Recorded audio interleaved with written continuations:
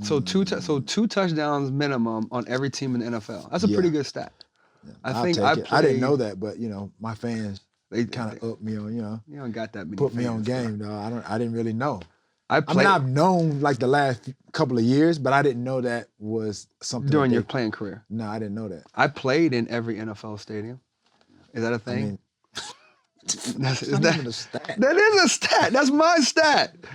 I can't have my stats ain't. Hey, no, hold on. You can't be dogging my stats. My stats is my stats. It's like legitimate, like NFL stats. That's an NFL stat. And played in every NFL stadium. Hatchette stats. Yeah, there's a hatch stat. We call them hatch stats. We call them hatch stats. There's hatch stats. Right, there's hatch stats, and then there's NFL stats. Hall of Fame stats. Right? I gotta have a category. I gotta have a category. But it's not even relevant. It's relevant to anybody me. But you.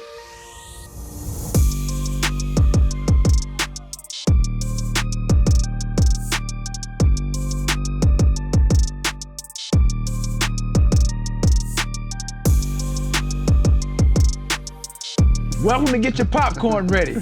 Well, we talk about a few things. We talk about Matthew Hatchette's Michael Jackson stories. We're gonna talk about T.O.'s interior decorating. First of all, it's not even interior decorating, it's interior design skills. That lets you know I'm up on my game. Keep up, kid. I don't know. Be sure to subscribe on the Himalaya app or wherever you get your podcast. Facts. You know what I mean? But like I said, for me, like coaching, I know that's a tedious, meticulous type of job. And I know that if you're not a head coach or if you're not an offensive coordinator or a D coordinator, you're not really getting paid top dollars. Right, facts. So for me, I've already put enough hours in to where I'm not gonna put more hours in to not even get paid. They want you to go through that process. Status. No, my status should guarantee me certain I amount agree. of dollars. I agree. Like I feel like if you're a Hall of Famer or a Hall of Fame player, then that should warrant you. That should elevate you into that pay scale of an offensive coordinator, D coordinator, or a high-priced position coach. When I say exactly. I'm not getting paid $50,000 to go to Grambling State. Right, like I should be for the San Francisco 49ers receivers coach, and they should pay me $800,000 a year. Right, I agree. Something along those lines. That's kind of what the NBA does, though. They'll get a lot of the NBA guys. They'll take care of them. But the NBA and the NFL is vastly different for whatever reason. It's like Adam Silver. He gets that the players make up that league. Absolutely. So it's like he has an ear for the players and try to understand what they can do. Really kind of grasp and have an ear to them to understand. Okay, how can we make the league better? Right. NFL doesn't do that. I want to make the shield better. That's all they care about. They care about those 3 letters in the shield, the NFL shield. As long as we market that, the players will come and go, and we don't care if they win and if they come and go. NBA is just the opposite. We're going to market faces. We're going to market their brands. We're going to market their communities. That's what they'll do all that before the NFL is like, nah, we just let players come and go. That's the not fair league that we talk about. That's what they say the NFL stands for. Not fair. No fun league, not fair league. But they getting that money though. That's all that matters. The money blinds everybody. The money's go blind everybody, right? I mean, if you talk to any 23-year-old kid who's going to try to have a 10-year career, you can't get them to understand, like you said, understand that you guys are together. If the players stuck together, there could be they can unify, guaranteed contract. You can get all that stuff. All they want to do is say, you know what? I want to prove to everybody I'm the best. I want to make my money. Until they're 30, and then they're on the other end of it, saying, "Now I'm headed out the league." But then it's too late because you only got this window, right? The CBA is going to be next year. You only got this one window, and if they don't hold out next year for guaranteed contracts, I think it's the beginning of the end for the NFL, for the players. Yeah, and they need to stop going to social media, chirping and chiming about baseball. 7 year, 300 million, 10 year, 200 something million. NBA 6 year, 120 million. Right. Quit. But they don't understand that those players have unified, used their technology to connect everybody together to meet up and Talk stand about for it. what they believe in and get what they deserve. Yeah. Because they have the same power. They don't understand. You Mm-hmm. have the same power. The kid, the 52nd dude on the roster who just plays special teams, has really the same power as the starting quarterback because he's got the same, like you said, the technology. I can text all my teammates. I can text 50 other players throughout the league, and they go text everybody and tell everybody, look, this is what we go do this year. Let's hold out. They got to do they got to hold out for guaranteed contracts. They have to hold out It's for the only guaranteed league. contracts. It's hard for me to fathom and just understand why they don't see that the NFL makes more money than Major League Baseball and NBA combined. Put together. 16 billion, I think it was. Was that 16 billion? So there's no way Can I Google that while how we're they on air? and why they can't get guaranteed contracts. I think they And made then 16 billion last year. I don't get it, especially when you say contracts are binding. This is what irks me. When they say contracts are binding, they use that excuse, especially when they feel like players are griping about money and they want to hold out. 16 billion last year. Did you hear what I'm saying? I hear, yeah. But it's not binding. It's a lie. Right. So why does a team get to cut you if you say 5-year deal and You never see the 5th year. Right. You're a ever. 5-year deal, $100 million, whatever case, you get X amount signing bonus. And then on the back end, you have just say 30 and 20. Mm-hmm. You'll never see it. In year 4 and 5. There's 20 million in year 4 and 30 in year 5. You never see it. The fans don't understand Yeah. how certain contracts are structured. Right. They think he's going to get that whole 100 or that whole 100 million. So he's year whatever the signing bonus is, and then year 1 through 3. He made 50 out of the 100. He got his 50. Right. Whatever out of that 100. So again, like I said, year 4 he's supposed to get 20. Year 5 he's supposed to get 30. Right. Management knows. Just say he plays subpar, whatever the case. And you can even be a Pro Bowler and they still get rid of you. Right. They don't want to pay those guys that guaranteed money. No. So they cut them right before their 4th season or off season going into the 4th season. But then people want to, and management want to say, oh, well, it's a binding contract. They signed the same contract as we do. So why aren't they held and why aren't they accountable? I don't get that. That language in those contracts, it's not binding. It's just not. It favors the team. It favors the organization. Right, but you can't say that it's binding then. They're that lying means to both you. people have to be. They're lying to you. They're using the wrong word. ESPN and NFL Network and the NFL, they're using the wrong word because And this is why I don't like people that are in the media. I mean, because they know these things, but I'm like, I don't know why people haven't even addressed it or raised the question. Like, how can you say it's binding who runs when ESPN? they can cut you at any given time, but then they'll get mad at a player as soon as he wants to renegotiate for griping or yeah. wanting to renegotiate anything along those lines. They'll get rid of him. He's a problem, locker room guy, whatever. Find a reason to get rid of him. Don't have to pay him. Happens every year. Man. Hey, that's your people, man. That's your peeps. You know what I'm saying? You still trying to go back. So I don't know what you're talking about. No, it's for what? I'm trying to go back, man. Let them boys do you again. No, it's like for what? I mean, I would only go back if it was under the right circumstances. Like it has to be like, for example, like a team or a coach like the Kansas City Chiefs. I know that head coach. I know they're going to the playoffs, and you can make a playoff run. That coaching staff.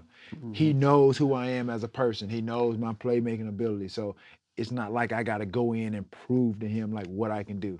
Understanding, obviously, you're going to say I'm older or whatever. If you feel that there are limitations, then you will insert me where you see. How many plays could you play right now in one game? The first game you came back, how many plays could you play? I'd probably give you like at least 30 to 40 No, plays. you can't do 30, 40, dog. No. What? No. Dog, that's crazy. That's nothing. I'll give, if you Dog, went and played, 40 that's more than half the game. 30 plays? Like, no. Yeah, that's about 30. I'll give you 20. I'll give you 20. That's 10 more than what I said. That's a big 10. That's a whole other 2 drives.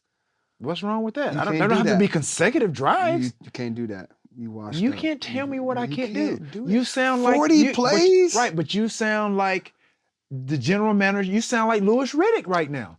That's why you would never be able to have a job, because That you're was telling the me, most you're assessing me disrespectful based thing you've on ever what you said to think me. you know about an athlete. That's why I Louis know, Riddick got hot at that dude. I Because can evaluate.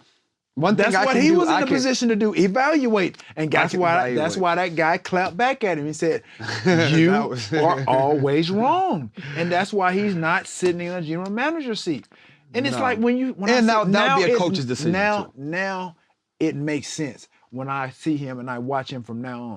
He's auditioning for trying to get a general manager job. That's what he's doing. It's almost like he's auditioning Facts. to I'm get sure. another job. I'm sure. That's why. He'll get another. I don't know if he'll be a general manager, but he'll get another job as pro personnel or assistant GM over the next 4 to 5 years. That's for sure. It's Because like the guy, Ray, was it Ray Farmer? That was at Cleveland? Yeah, that's your man's. He likes you, man. No, I don't. I mean, That's your man's. dude, even That's Jim true. Brown at one point in time talked to me about going to the Cleveland Brown. That's when I was trying to get back in the league, and he told me to address Ray Farmer. And out of respect, like, they should have brought me in just on GP, just for like who I am. So that, but again, this is me knowing me and the confidence that I have. He probably would still have a job had he brought me in. I guarantee you. Okay. He probably would ask have you a this. job today had he brought me in, because I was gonna go in there and I was gonna ball out. Okay, let me ask you this, right? Because I was gonna make him let's look say- like a smart GM to bring somebody in my Let's say caliber, that regardless of whatever happened. that's happened. Let's say that happened. That exact scenario happened. If somebody brought you in and you didn't work out, and that general manager got fired, would you be held accountable at all in your mind? Would you kind of feel a little bit bad? What do you mean? If I didn't work out? No, if you didn't work out, or you got you talking there, about like it just didn't work it out? didn't work. The team was 2-14. We know it's not all your fault. We'll know that, but they're gonna blame it on you. They're gonna blame the general manager. And if they didn't bring, I'm used to that. I'm built for this type of stuff. I mean, people blame. so would you feel bad for the general manager who brought you in, right? And he gets fired. No, because absolutely not. Because he had a better chance of bringing me in than not. No, I'm saying, but 'Cause ultimately the let's say same if they thing did happened. though, if they did bring you in, hypothetically, they brought you in, it didn't work out. Team's 2-14, To the what? locker room's trash, and But it's why all did- your fault and the general No, manager's but why fault. didn't it work out? What do you mean it didn't work out? It can't. You got to give me a better scenario. Okay, hold on then. Because I'm right? gonna go in. I went to Buffalo, and people didn't think that I would go there and then pan out. Exactly right. I'm saying right. Right, but I went in there. And it did pan out. Right, that's because I know my ability. I So went if in you there and had balled out. 20 drop balls, you're 2-14. You were injured. Who drops 20 balls? You dropped 20 balls. That's why I'm saying. Listen to me. What the fuck is in your That's drink? my water. Let's give me my water. No, that's some alcohol. Because you're talking crazy right now. Dude, who drops 20 balls? You drop a lot of footballs. What? You never dropped 20 balls in a year? I don't recall. Yes, dropping you 20. have. No, I don't know. I don't keep count. Okay, well, let me keep count for you. Well, Yeah, maybe we you've need dropped. to- Let's just say you dropped. It's hypothetical. But I don't base my life on hypotheticals, bro. That's why you're average and I'm not. Because you go in hypothetically, what if I do this? Wait a I minute. don't do that. Wait. Did you say I was average? You said I was average? There's nothing about me average. But dog, There's to nothing. sit up there and say hypothetical, that's your mindset. I don't go into stuff thinking, okay, what if this? You're not going into it. It's the end result. We know the end result. It's hypothetical. Like you said, if he Okay. would, you said. I don't get, but no, I get no, it, but I'm never look, going to put myself in that hypothetical You situation just to did. where You it's not. said if he would have brought you in, he'd still have a job because you would have balled out Right. and the situation would have been all good. Yeah. I'm saying, what if you came in, it went all bad, and he But I lost don't his think job? like that. That's what I'm trying to tell you. I don't think like that. I'm thinking for you. No, which is that's scary, the problem. That's which a is problem. Scary, That's a and I'm problem. You giving got to you- think for me. I tell people to, in order to think positive and get positive results, I agree. you can't think negatively. And I don't think like that. Me neither. So I'm I don't thinking negative about you, not I about get that. me. That's some Big analytical. difference. That's people that Big think difference. analytically, and I don't. That's not my area of expertise. So I don't put myself in that What's in the- that what's the box or most- that space. What's the most negative thing you've ever thought? Probably the most negative. Probably suicide. That's a negative thought. I feel you. Like, I'm trying you to never think. thought of suicide? Absolutely. Okay, then. Hey, So SCT is real. Absolutely. But I'm Right. just saying on a day. that's Yeah, like I'm you the asked me most the most negative thing. that Like, it yeah, that doesn't could top probably that. You're right. It doesn't top that. But I'm trying to think like on a regular daily, how many negative thoughts that come in like my head, then I got to think something positive. Cause I'm very positive. Right, yeah, exactly. But I think that's human nature. I think It is human anybody, nature. those wavelengths are they just happen. Yeah. But it's your mindset and your willpower to overcome the negative. The moment. Like Right, boom, it's in and out. I don't right, sit there yeah, and you don't dwell on on it. Exactly, you don't dwell on it. People hours. that sit and marinate in it, then that's when it becomes a problem. Marinate. You know, I have a funny marinating story. It's did I tell you the Michael Jackson story? I didn't tell you the Michael Jackson story. No, it's interesting. Well, yeah. So because I know you can't dance like him. I can. Nobody can. That's why it was Mike. Nobody can dance. That was Mike. I could when I was younger. Can you moonwalk? Yeah, I won like. Let me see you moonwalk. I did like 3 or 4. Let me see you moonwalk. You don't need to. You see can't me. move. If you can't moonwalk, you want a Michael Jackson. I can move my feet, dog. I'm nice. Only thing you do like Michael Jackson, you sound like him. That's it. That's it. That's it. That's the only thing. You can't move like Mike. Can't nobody move like Mike. No, nobody can move like Mike. But when I was did you have younger, a curl? Yeah, I had the curl. I had the sucker coming down. You have a curl. I had the Jerry curl, the S curl. We gotta find that. We gotta find pictures I had my of the mama Jerry put curl. the kid in there that lot that's smelling like. Hey, I tell you what. When you ran out of water, you ran out of the gel. Did you put water in it and still sprayed it? Nah, because it was dry. It's dry. You're right. It's dry. Nah, I got. Yeah. But go back to your Michael Jackson story. So my MJ story. So you remember the Wiz growing up, right? Wizard of Oz? Remember the Wizard of Oz was the white version. The Wiz was the black version of the Wizard of Oz. Okay. So when they all the big movies would come on ABC, like on let's say Monday night ABC, right? So the Wiz would come on. Everybody, all the families gathered around their houses when Michael Jackson played the Scarecrow, Diana Ross, right? Yeah, the original Nipsey Russell. That's where Nipsey Hussle, I guess, got his name. Maybe I don't know. And then whatever, one other guy. So I had an idea. I'm like, why don't we bring back the Wiz? I'd like get Beyonce to play Dorothy. At the time, I was saying Chris Brown to play the Michael Jackson character. Okay, I can see that. Cedric the Entertainer to play the Lion.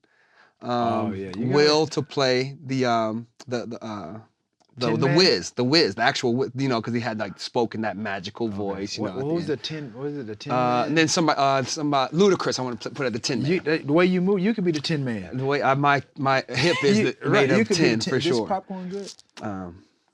Yeah. Go ahead, eat it. Hope you choke on it. So, so I was like, man, but it's got to be directed by Michael Jackson. That's because it's big. It's 300 million. It's the dancing and all that, right? Yeah. Ease on Down the Road that was Michael, right? So I was just like, yo, it's got to be I got to get a hold of Michael. So I hit one of my guys who knew his security. And when he was staying at Ronald Burkle's house. So he got a hold of Mike. Mike said, yeah, come to Ronald Burkle's house at 6 a.m, whatever. So we went over there at 6. I'm like, we're chilling outside like 6:30, 6:45, nothing. 7 o'clock came, this dude came out. He's like, he's not coming out today. His kids are sick. So I'm like, oh, okay, whatever. So we leave, so he calls me like a month later. Talking about we're in Vegas. You can come meet him in Vegas. So I shoot to Vegas for the day. Get down there, he's not feeling good type of deal. Give me a run around for 2 or 3 more hours. So I go back to LA, didn't mean it, right? So I'm like, okay, whatever. So about 2 months went by, my man calls me. He's like, what you doing? I'm like, I'm chilling. He's like, got a minute? I'm like, yeah. He puts Michael on the phone. He's like, Matthew. I'm like, this Mike, I'm like, I'm trying to be cool. And I remember like a dummy. The first thing I said was, I enjoy your interviews. And I was like, what? I'm thinking monologue. I'm like in my back of my head, I'm like, why did I say that? But he's just saying, like, I heard your idea, I love it. And he kept saying, "Let me marinate on it." I just I remember that he said like marinate like 5, 6 times in the conversation. He's like, you know, do you have a script? I'm like, no, I don't have a script. I want to get you attached first. If you're directed, I'm telling you, we can knock it out the park. Blah blah blah. He's like, okay, let me marinate on it. You know, I'm gonna have my man get back to you, like a 2, 3 minute conversation. Then I hung up, called my mom. Mom, I just talked to Michael Jackson. You know what I'm saying? And then he passed away like 2, 3 months later. That was it. I was this close to possibly doing a project with Mike. Damn. But I remember he said, that's when you said marinate. I thought Michael said, he said like 5 or 6 times in like that 2 or 3 minutes. And I was like, who uses that word? And then you brought it up. Like Only smart people like that. You know what I mean? No, It's like, no. okay, you ain't got to be smart. Talented. Only talented people use that type of word. You know what I mean? No, I mean, no. Talent. Okay, give me what do you mean? Give me a talent that you have. What do you mean? Okay, here's one. Here's one, right? There's work ethic and there's talent. Right. What do you not have to work at and you're still talented at? Home decor. No, Fashion. I just named home decor. How are Fashion. You've come into my play. You've seen my play. Don't act like. Don't Just get all brand new because we on camera, dog. You come Okay, wait, no. I'll give you a little bit, but That's just talent. because it matches doesn't mean it's talent. It's not even really matching. That's like it's talent. black and red. It's like, okay, it matches. It's not decor. But that's the thing. It's like I've gotten it from males and females. That you have a good eye. That's what they tell you. Yeah, even to the point that I was about to work on some stuff with Nikki Chu. The friends that I had back in the day, they introduced me because they've seen what I've done with You're saying you have talent when it comes to home decor. Right, and fashion. Definitely not fashion. No, definitely not. That's not even part of this conversation. So, Home decor and fashion goes hand in hand. No, Ask it's any- not. ask- Houses and clothes? Ask any designer. Well, okay, there's no designer here because you're not Ask 'em. one. And so Ask we don't have, I don't know who can I call? I'm low key could be one. Who can I call who's a designer? Can we get somebody on the phone? People right that quick? do females that have come to my place, and they're like, they look around, they start. This is how I know. I know the question is coming already, and I'm already giggling and smiling on the inside. I'm ready to give my answer. I'm already because they start sitting down and they start doing like this. And the first thing that come out of their Like, mouth. man, your place is really nice. Like They're lying to you. they's like, They're who lying. did your place? And you're like, I did. And I'm like, I did. And then you think that gets you points. What? Automatically. See, in your house, this is probably what you would put together. A black couch, a silver This is from my house. Probably so. A black chair. No, Some I got red curtains. No. I got an eye. I got an eye.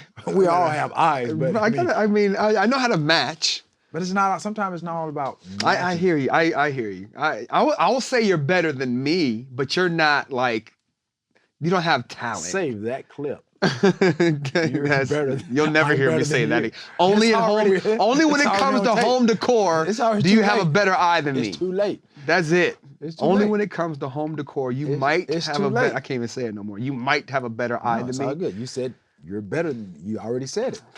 No, It's I cool. don't see it, brother. I don't see it. Like I said, you have just because somebody sent you something from France doesn't mean it's supposed to go in the house. Who sent me something from Well, France? whatever you ever get all that stuff you be having, and the big clock over here, and the chair that the arms go up automatically, whatever. I don't know what the heck it's you just, be. It's just something about home decor, man. It's not. It's texture. It's paint color. Sometimes it's depending on your style. Okay. It I could be tell you Victorian, what. It could be traditional, modern. It could be country, farmhouse. So that's what we're gonna Recessed do. lighting. You don't know none of this. Recessed I lighting, don't. cabinetry, none of that. I don't know that stuff, but I guarantee. But that's a start. Like I Okay, said. that's what we'll do. We'll take it. We can do this on the computer. We'll get an open room or open house. They have that on it's on an app. It's called Design Home. and we can already design. done it. Let's I've design already a done it. home. I've already. I'll done it. design it. And then we're gonna go out and we'll ask 10 people and see I can whose show house you what they I like. did now. And I showed it to somebody. They say, "What, you did that?"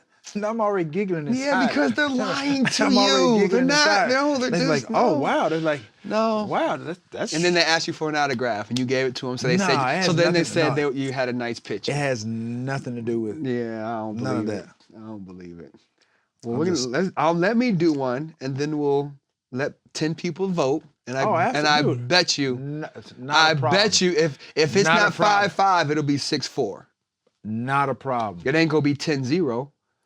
I'll at least have 4 people pick mine, and I don't know nothing about it. I mean, that's 4 out of 10. That's really not a great percentage. Well, I mean, that's all I got. I don't know. I said that's all I got. That's not pretty good. It really ain't.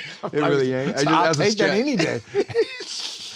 That's a stretch. So you basically just answered your own way. Yes, I'm better than you. No, I didn't say that. I ain't say. Well, and hypothetically, you're already saying that you're gonna lose. See your mindset? Hypothetically, you're already saying that you're gonna lose. You're gonna go 4 out of 10. Because I don't even think like that. Just because that just you lose validates my argument. I don't think that way. I don't think that way. Okay. You already thought, okay, I'm gonna lose. I'm gonna get 4 out of 10. And home decor, because it's home decor. It doesn't matter. Even if I was questioning about it, I'm gonna say, no, I'm not gonna say you're gonna beat me. Okay, so in darts, who's gonna win? I'm gonna win. But I'm winning. So you're still not gonna. It's how you finish. I'm going to finish it, and I'm going to win. That doesn't so okay, mean so when okay, so you're saying the losing Let's feeling. go back 2 years ago to the NBA Finals. The Cavs when the Warriors and the Warriors. Yeah, exactly. And they were down 3-1. 3-1. I knew the Cavs were going to win that series. No, you did not. Yes, I did. But it dispels your argument. The philosophy behind it is the reason. Because they remember they had a more physical team. No, if somebody first of all, it never happened. Right. The way that those cats were shooting, bro, there's no way. I would have lost I would have been butt naked. I would have lost everything. To bet on the Warriors to win the series. Be up 3-1? Right. Well, there's no consequences for anybody like outside the locker room. That's like the market crashing in 2008. Okay, here's a realer scenario. Right? You've been down 21-0 in the first quarter in the game and came back and win. Yeah, I've been part of that game. I was down 24. There you go. Against our guy Strahan. That was the Giants. Exactly. Holla at your boy. Stop playing. I'm just saying, we were down 24, 25 points. And that's when we you were caught talking trash. He was talking, and we were still down like maybe about 17, but we were down like 14, 17 points. And I was talking mad trash. Because I had just scored and they was up like two or three touchdowns, and he pointed at the scoreboard because they were still winning. Is that the one you caught on? Listen, so this is what I'm saying. So everybody on the team in the locker room, just on the team, not outside. I went in the locker room at halftime and still was like, yeah, we still go win the game. Don't panic, blah, because we're still gonna win, right? Right, because we had a good team that year, and I went into the locker room and I gave them the contender or pretender speech. Do we have that on video? The contender or pretender speech? I'm sure you can go to some archives and pull it up in I would like to hear that. Yeah, because guys commented on it. Said really? I came in and spoke and was like, yeah, because I challenged everybody because that year we had a particularly good team. And y'all came out and won the game after your little speech. Exactly. Huh? That's impressive. See, that's what the TO haters don't know. They don't understand. You gave a halftime speech that encouraged your team, Tebow-esque. And I wouldn't go that far.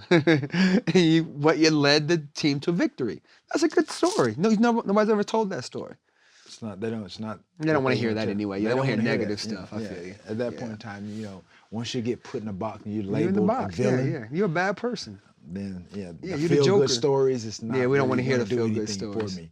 Let me ask you this: our boy Chad, right?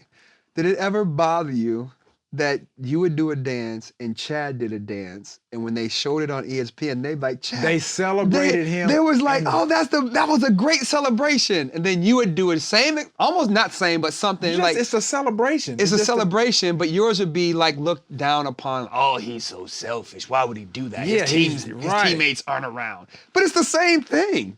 That's the only thing I did not. I couldn't stand that when that would happen. Day, yeah, but. Again, everything that I was vilified for, almost damn near condemned. You love being the villain, though. You love it. But now, guess what? They're embracing all of that. Of course, because it's. But you know why? Because I was above my time, dude. I don't know if he was. Trust me, I was above my time. I know. I probably because I was doing danced. Stuff that they just didn't. They couldn't wrap their heads and minds around, and that's what these kids are doing now. I had better ideas than yours. I just didn't. What ideas? I had better. But you have to get in the end zone to show your idea. Your ideas were never put to use because you didn't get in the end zone. Six times. I damn near got that in one game. I know it hurts. Oh, it hurts. It hurts. I know. But I had a good idea during the week, and then I didn't. Had we really known each I other, would have sent them over. You should have just said, "Hey, I do it, dog, for you." Hey, I got a good one, T. Make sure you do this one through me. Make sure you do this one this week, dog. Oh bro, man. Dude, trust me. Dude, my confidence was on another level, dude. You've heard guys like being in the zone or, you having that swag, and a lot of players play with that. Like, bro, that was a point in time, like, bro, I had that swag that I honestly felt like there was not anything that I could do. Nobody can stop me no matter what. And that was really kind of what made me go off sometimes. Because you were in the zone, but you weren't able to They weren't in the zone with me. Of course. You know what I mean? You know, it's just like in high school. You know, the talent there's a big disparity between high school talent, college, and pro. So, you know, in high school, you have a couple of talented players, and with that one player, that guy is probably like a dual two or three sport athlete. He can ball. So you're gonna get that player the ball regardless, in order to your team to have a better chance to win. Yeah. That's how I was when I played in the pros. In high school and college, you weren't I never felt that way. Right. But when I was in the pros, I understood. So that's why I was like, I used to go off, because I'm like, yo, sometimes game plans need to just go out the window. Give the ball to your better. Put it to 20. Give it to 23 and let him go put right, exactly. Yeah. That's how I was. Have you been overseas? Do you go overseas, like Europe, Asia? Yeah. Do they? I've had people. They know you, but do they love you over there? No, because football is really I know we don't translate. Sport. Yeah, we don't translate over there. So that was a bad whatever you just did. No, I was asked. I really wanted to know that question. But yeah, I've been places where honestly, I wouldn't have thought that people recognized or knew who I was. And then they did. Yeah, like I think where was I at? Some airport. Romania? Was it Australia or somewhere? I just didn't think that just nobody your would know thing, who I was. And then I'm sitting at the airport, because like I said, I'm in a foreign place. You know what I mean? Mistaking me, which this is not racist, but I've been mistaken for Michael Jordan. Oh my gosh, disgusting. I'm not saying that to brag. I'm just saying, when you go to because you were tall and black and bald. That's it. Not because you're an athlete. So what was wrong with my statement? I just said I was mistaken for Michael Jordan. I don't even want to hear you say that. I don't want to hear you. But dude, that just does something for somebody's comfort. They never saw me play or anything. But to me, I'm like, man, they must really think I'm great. That's how I saw it. They thought he was great, not you. Right, but big difference. True, but they put me in kind of in that category. No. But dog, let's go back to you put me right here, though. I'm just saying. Okay, let's go back to the zone. Right? These are basketball players on. That's Kobe and just say these are like LeBron and Shaq. And that's toward the top, and then you have some guys, like right there. Right, your Hardens and they kind of like right there. And the same thing with like football. This is football. Okay, Walter Payton, Barry Sanders, Deion Sanders. Yep. Jerry Rice, all these. Lawrence Taylor. Yeah. So I'm like right in here too, somewhere, in there. I'm like right there. As it relates to my state, you know why I say that, bro? And I put myself in that category because I wasn't looked upon as being a superstar or somebody that people expected to be a superstar from high school or college. Or your first 2 years in the league. Exactly. I agree. So that's why and this is real talk. So sometimes I reflect back on my career and I'm like, man, I really did some amazing things based on where I, going to a small school. You went to a small school, what, Livingston? Langston. Same thing. Livingston. It's the same. I never say Langston University. Same. Say it with me. Langston University. It's still in Oklahoma. The last 5 letters NGSTON. It's the same thing. It starts with an L. Langston, Livingston. Same thing. But yeah, you went to small school. I went to UT Chattanooga. So again, when I think about the players that I played with from college and then even in the pros, and where I was, as you said, my first probably 3-4 years, nobody expected the end result. Yeah, absolutely. I agree. And so again, for me, honestly, it's an honor to be even spoken in the same breath as like some of the all-time greats and the best that ever played the game. And when you say best that ever played the game, like I said, I kind of exclude myself when I hear that, but then you hear people that say some of the players that play the best to play the game. Yeah. The players that you meet, your Lawrence Taylors, your Deion Sanders, Barry Sanders, Jackson. Yeah, so bro, like for me to be even said in that category, bro, like, bro, come on, dog. I'm like, I'm up here with Kobe and MJ and all these guys, dog. We kind of on the same plane, dog. I'm just saying, dog. I'm just saying, I just kind of move myself on up a little bit. You know what I mean? Put you back on the table, dog. I'm just saying, back on the table, B. I'm just saying. That's funny. Well, again, when you're in a zone, when you were in a zone, dog, right? Dude, trust me, it's nothing like it. This is the first time I noticed when I was in the zone, right? So when I was a rookie, when I got out there to the field, like say first game, say we're playing the Niners, right? I would just see red. Like I didn't see I didn't see a number. I didn't see, that the helmet. I would just see red. It was moving so fast, right? What? Because that's what, when you're a rookie, everything's moving fast when you're a rookie, right? You see red, right? You see the jerseys, right? My second year, so you were in a zone in your first year? Easy. No, that was my first year. Second year, I started seeing numbers. Like, okay, this is 23. Okay. So things are clearing up. Right, names on the back of a jersey, right? That was the transition. Things are starting, yes. Right. My third year, I started seeing faces. You know, like, okay, I know such and such. You can see the face through the face mask, right? Stuff like that. It was slowing down for me. Then in my fourth year, I remember a play. I ran a slant, and I took 3 steps and ran a slant, and I could tell where the DB was because I could hear him breathing. Like that's how much, and that's some Bruce Lee stuff, dog. And then you catch the ball, you go to the ground, then you get up, and the crowd noise comes back to you. But it's like you're zoned out, you're blanked out. But everything, when it's moving that slow, that's when you're in your zone.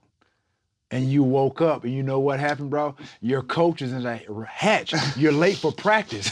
What are you doing? You've overslept. Hey,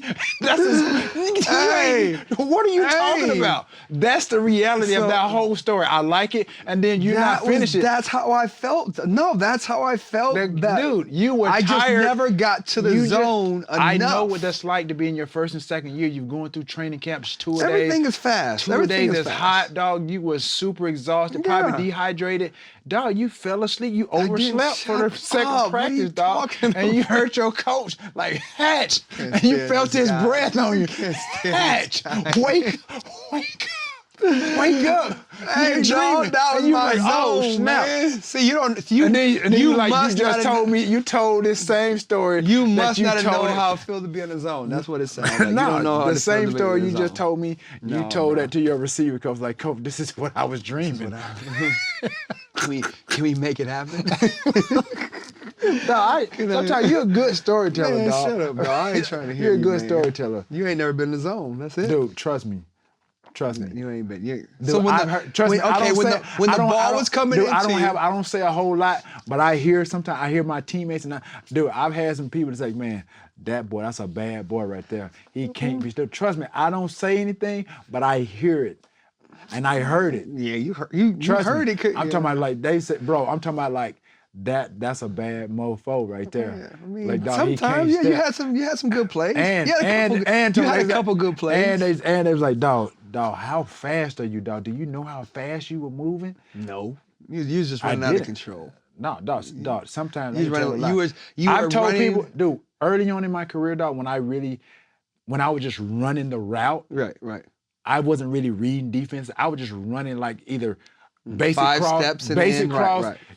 If it's man, you run across. If it's zone, you sit right there. Yeah. When I called it, bro, I was running scared. That's what I said.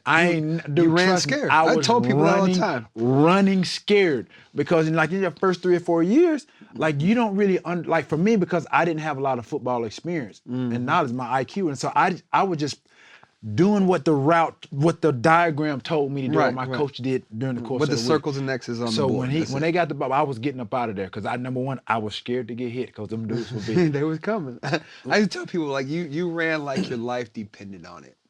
Yeah, I You know used what to I'm run. saying? Steve Young used to say when I used to mess up or I get mad at myself, he knew what was coming next. Because the one you do catch, you're so It was he yeah, knew he called it an angry route. yeah. An angry route was coming up next. Boom, And catch it he and knew go, run over trust, everybody. and trust me, people knew like when I ran angry. Yeah, yeah. Well, And I was running scared half the time. Like, to be you're honest. still running scared.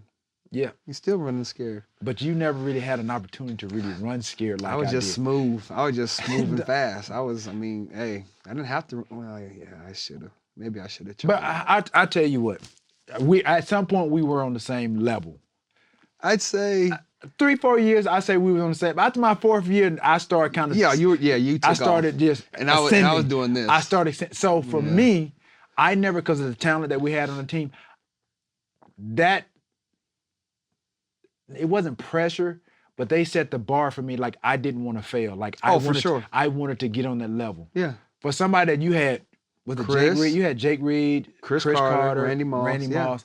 What was it like to be like almost kind of like on the outside looking in, knowing like I know you're a confident person. I'm being real now. You're a confident person. Like, man, I can ball too if I just get the opportunity. I didn't have the opportunity. Right. So how for somebody like, and there are a number of guys in the league, I'm sure, that are out there like that. There are people that are on the streets that see the game and how it's played and feel like they can go do the same thing because we make it look easy. Yeah.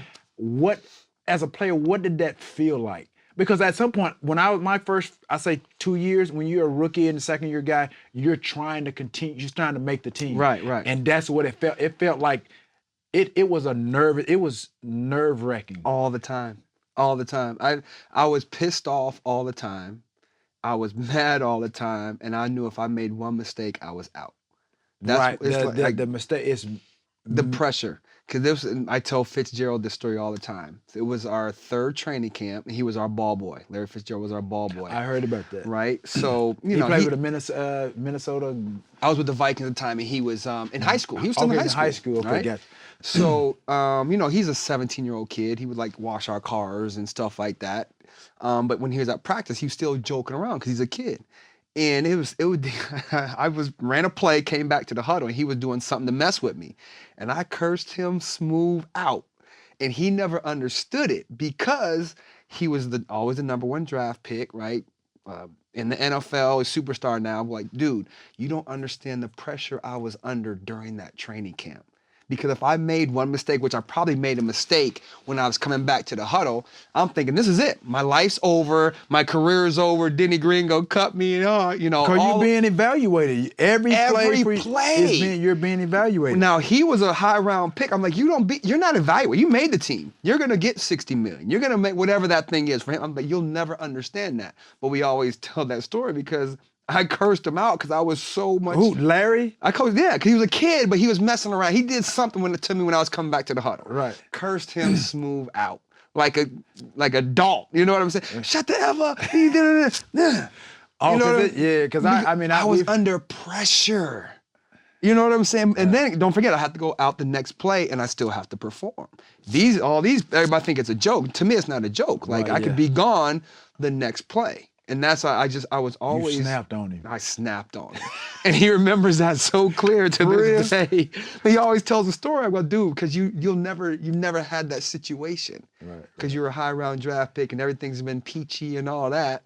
They've given you a longer leash. They give those guys a longer leash. Way longer leash. I could, again, I'm like Denny Green, he said you could be done at any day. Like you literally could be done tomorrow. And I took that attitude. I didn't know, when you're on the team, okay, I got 16 weeks. Like, no, I had tomorrow. That's all I got. If I don't perform tomorrow, my Super Bowl was tomorrow. That's why during the season, I wasn't hanging out during the season. I couldn't fathom hanging out maybe and then having a bad practice the next day. As a result of you being out. This and that, yeah. Because it all factored into it. Sleep deprivation. Yeah, I wasn't gonna let that happen. I know you. I didn't know you didn't drink then, but now knowing, I'm sure you didn't go drink. Wasn't even an But option. even just playing house, trying to play house all right, night with some chick. Take your butt to bed. or two chicks. Because my life's going to change tomorrow if I'm not on point. If I'm not 100% focused tomorrow, my life's gonna change. And it's go for the worse. I was like that up until I remember my rookie year, I was kind of like that. I was nervous because George Seifert was our head coach at the time. They had just, I think, 94 with Super Bowl, 95. Yeah, they beat the Cowboys in 94, 95, right? That's the last time. I came in, 94. And then they drafted JJ in 95. He was the one to be the heir apparent to Jerry. And then they drafted me, Honey Wazy K, and some other kind of cat. Wizard K. Yeah, that's funny. Cat. Oh my God, he thought he was the next Jerry. Yeah, I remember him. Yeah, so I felt that pressure because we had training camp in Rockland. I think it was right outside Sacramento. Bro, I've never practiced in something so hot in my life. I thought I was practicing in an oven. In the heat. What? I was black as that shirt, boy. When I got back to camp, so, I had started Progress or what have you, but in training camp one of those times, like, I think you was a coach, I think you went to my Hall of Fame thing in San Francisco. Coach had mentioned it when I had dropped a pass, and Ken Norton made sure that everybody knew that I dropped the pass, and then he said out loud, "Oh, go!" He was just ragging me. Rookie, you can't make the team dropping the ball. Right. Bro, and it's like I'm like, but I didn't have nobody to curse out. You can't curse him out, not at that time. And I'm going back to the house. Who am I gonna cuss out? No. First of all, I'm mad. I'm embarrassed. Because he's the loudest guy on the team. Right. Bro, he talked the entire practice. Yeah, he was a talker. That's what he did. I don't understand how he was a veteran. I don't understand how he didn't get tired. No, that's what he did. Bro, so I remember dropping like it's a drag route or something, or over route, and I missed the ball coming across the middle. I'm hot. I'm tired. Go ahead, T.O. You can't make the team dropping the ball. Get back in the huddle. Right. Can't do That's nothing. What he used to talk just like, get back in the huddle, rookie. You can't make the team dropping the ball. That's how he was. You can't make that team dropping the ball. I'm like, dude. Mad. Dog, mad. It's almost like I'm walking back to the huddle like with my head down. Yeah. I'm like, dog, shut the fuck up. You can't make the ball. 8-1, dropping the ball. I'm like, really? Are you serious? Own you. Dog. And so he was a veteran. And then it's like one thing kind of happens after another. So then it's like I drop the ball. Then I we run another play. Then I'm kind of frustrated. Then I run the wrong route, but nobody sees the wrong route. Right. But George Seifert knows the route. He knows where you're supposed to be at. Right. So he don't say that. So he came back. I come back to the huddle, and then he sniped at the receiver coach, Larry Kirksey. He said, Larry. Get them. Get some guys in here to know what they're doing. Absolutely. So Coach Kirksey didn't say nothing to me right then, but he had that message out to all the rookies by this time. So he pulled me. He pulled me to the side. I think in a meeting or something. And he went off. His lips were trembling. And he said, "Look, that's how Kirksey said. He said, trust me. You gotta learn your plays. He said, you got to learn your plays. He said, I can't do it for you. He said, if it don't, somebody going to be gone. Yeah. He said, and it ain't going to be me. Right. He said, I'd be damned if it be me. Right. He said, I'm going to put somebody else in there before I put you in there. Exactly. It cost me my job. Absolutely. Dude, when he put it in that perspective, like I could cost him his job. Yes. So nigga, I'm telling you, dog, that's the nervousness that I felt like when you talk about almost like a life and death situation. Yeah, absolutely. When you're a kid come from a small school, you make it to the pros, like in a sense, it's almost kind of life or death for you. Absolutely. You know what I mean? It's money or no money. Yeah. Now you back on the streets, you back to doing whatever. So that was like one of my moments, bro. And I'm like, dude, trust me, every night when I went back to that room. Playbook. Boy, I was sleeping in the meetings because I was up so late. Because I was up so late studying. I said that all the time. Dude, trust me. That's what got me over. They got me better, and I started to learn everything. Same here. I learned everything. I remember, Brian Billick was our offensive coordinator, right? So Billick's one of those, number savants, right? Loves numbers. So have a team meeting in the morning, then you break up, right? So offense stays in the room. There was a 57 on the board. We just chilling as an offense, whatever. So he said, anybody know what this number means? Everybody's like, I don't know, 57. I was like, shit, Heinz 57. You know what I'm saying? Whatever. So Billy gets smart like that. You guys it's a number 58. After 56. So he's 57. He gets the clicker out. He's like, we've ran our Smash concept. We've ran Smash 56 times through training camp. I thought it was 57. 56 times. Matthew Hatchette, why on the 57th time you didn't run it right? You didn't run it right? I didn't run it right because we have our smasher's corner and the hitch. The hitch you delay, then you come across, right? Right. That's our smash. That was our smash concept. Yeah, like an indie. So to me, it was a hitch conversion versus cover 2. So I hit it, went outside, and we run into the corner. Of course, dumbass. So I'm young. The same as the getting back in the huddle, rookie. That's exactly. It's the same moment, right? So I'm just like, I'm like this. I'm like this. And, you know, because on the 57th time, I'm the only one that made a mistake. Right, because you want to be smarter than anybody, but that was the last time I made a mental mistake my whole career. I was like, I will never be that moment. I'll never have this moment. Made you feel this big, like this popcorn. Like absolutely, I was that I was that guy, and but again that night, okay, I want to know what everybody's doing. But it was that moment. I was like, I'll never make another mental mistake my whole career, hands down. And that was it. I was like, yeah, I'm gonna study. Yeah, my nerve, like I said, once I went through all that through training camp, like I said, I was nervous because when he said he said, I'm gonna be here. Right. He said, one of us, I'm gonna be here. I'm here. One of y'all can figure it out between y'all. I ain't going nowhere. So then we got back to obviously our practice facility, home base. And then we went and had a few more weeks of training camp at our place or whatever, getting settled in. You know, he pulled me into we had got down, you remember, you go from 75, no, it's like, what's the numbers you dwindle down to like you get to the main roster? You go from 75 to 60, like 63 to 53. And then 53, something like that. So those numbers start dwindling down. Yeah. And then it's like, it's crazy. Like in this room, you're just like, if you fast forward, like, he's gone. He's gone. Like and that poof, it's just gone. Yeah, then he's gone the next day. And then like, oh my God, like, you just don't know when your time is. So I'm feeling that pressure too. You only keep 6. I'm feeling that pressure. And you got a room of like 12 or 13. You only keeping 6. And me, honestly, bro, like I saw people's skill set that was way better than mine. Right. And that's what made me nervous because I'm like, man, He's better than me. How am I going to beat him out? How am I going to make it? Yeah. Like I know me being a realist, that's what I was. That's what I think helped me prevail to what I became because I was a realist. I'm like, bro, I saw that these guys were better than me. I'm like, how am I going to end up on the team? Yeah.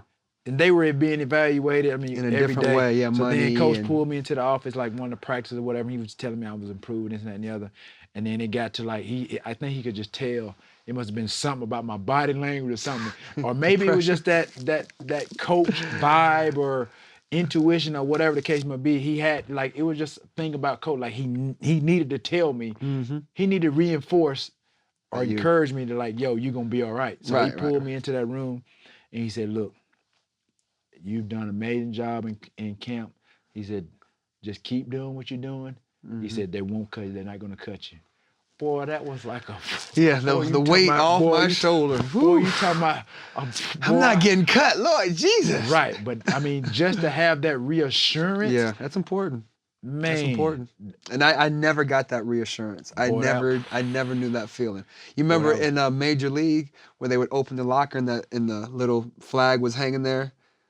You never saw the movie Major League? I saw it, okay. Yeah, that's how I felt. So I didn't see it, so it's not really gonna make sense. Yeah, it ain't gonna make sense. You ain't watch TV, man.